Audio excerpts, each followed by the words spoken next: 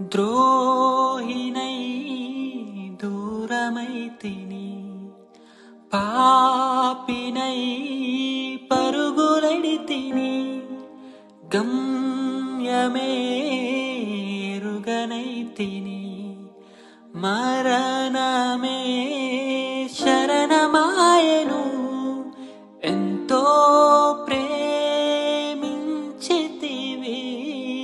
నా స్థానమందు నిలిచితివి, కృపతో నన్ను రక్షించితివి, నా దోష శిక్ష భరించితివి.